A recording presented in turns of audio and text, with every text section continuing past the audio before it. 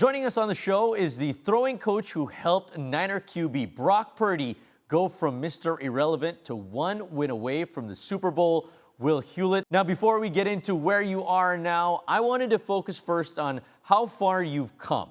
How did a kid growing up in Australia that never even played football become one of the leading quarterback coaches in America? Yeah, very, very random. And you can probably tell that part of that transformation has been a lack of Australian accent. So I'm going to have my parents and friends and family going to make fun of me a little bit. But yeah, it goes a long way back. And I didn't actually pick up and play actual American football until I was 16 years old. And there was a local team out of Canberra in ACT that had a small club team and a small league. And so I went and signed up. And I think it was a team from Kansas of high school kids that came over and played. They pay to play this all-star game. They get to live with an Australian family and then play football. It was a really unique idea. But sometimes they wouldn't have enough players. So they'd pull from Australian teams. And so there was this team that I played on, and every coach after the game was like, "Hey, have you ever thought about moving to the US to play quarterback?" And I was like, no, but yes, now. I had a couple of people that helped me get into an exchange program, and I moved to Venice, Florida to kind of pursue my NFL dream of playing quarterback. I was the first ever Australian-born NCAA quarterback at University of Nevada, and then a small school after I finished up there. I played a little bit of arena football and had met a girl who's now my wife. I have 4 children. And so I had to make a decision. Am I going to go back home to Australia or, stay in the U.S. and figure out what I was going to do with the next stage of my life? And I guess the next natural transition was into the coaching world. And I made that leap at probably about 25 years old, to 2005, and kind of never looked back. Now, can you explain a little bit of what exactly a quarterback coach is?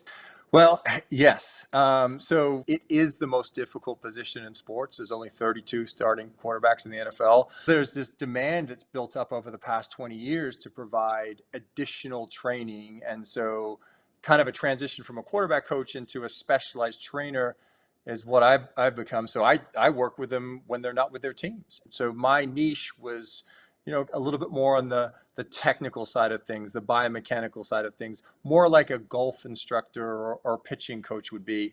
That's kind of been my transition and I guess my focal point in the industry. All right, we've already mentioned one of your pupils in Brock Purdy, but who else has been in your stable? Currently in the NFL, we had Brock Purdy last year's for draft prep, and then we had Ian Book, who's the all-time winningest quarterback in Notre Dame history, was prior to that. Our group works with Matthew Stafford now, John Wolford, who's the backup for the Rams, Gardner Minshew for the Eagles. The fun thing about this upcoming matchup between the Niners and the Eagles is between Brock Purdy, Ian Book, and Gardner Minshew are all pupils are in our program, which is really exciting. There's something different about Brock. I mean, when you started working with him, did you see something that NFL teams missed for 261 picks before him? Yes, I did. I mean, I did. Again, I think it's one of those things where the irony behind the quarterback position in the NFL, with this millions and millions of dollars pumped into development and contracts, it's still a very poorly scouted and poorly evaluated position. You could argue that everybody missed on Brock, and that if we were to redraft the draft after this season, he would be considerably higher in the draft. You helped improve his throwing velocity by 6 kilometers, which is outrageous. But what was it in his mechanics that you saw needed the most help? Yeah, I think, and again, I want to give credit to the people that I work with in this. Dr. Tom Gormley with Torque Sports Performance is a big part of this. But it's really the collaboration of, his performance training and his quarterback training, and seeing deficiencies. It was kind of a perfect storm. He had some mechanical deficiencies where he was elongated in his release. He wasn't very effective in using his lower body in the throw. And so with the proper training, it was able to really accelerate his growth. And quite frankly, we got a very large jump when he got in sync. And also, again, a testament to Brock and his ability to learn. And one of the things initially was he mentioned to me, he's like, hey, I want you to just coach me on everything. His ability to manage a large amount of information and execute that was immediately evident. And so it was just level up, and we saw just a fantastic jump in performance. As you watch him this weekend in the biggest game of his life, the NFC Championship game, what will you, as his coach, be paying attention to as he goes for a Super Bowl berth? You know, for me, I'm a nervous watcher. It's hard for me to watch my students. I don't know why I can't. It's hard for me to handle. But that's the thing I love about Brock. I know every game he's come out, I'm sitting at home behind a television screen, freaking out. He's on the field, just cool as can be. So he's unflappable. I think that's the X factor for him, is his ability to quieten the noise around him. And I think that's one of the big jumps in his game, is that his ability to really, take advantage and distribute the ball to the playmakers. And then there's going to be a moment when we're going to need him, and he's going to come through. So I'm excited to see him take the field and enjoy it from my comfy couch.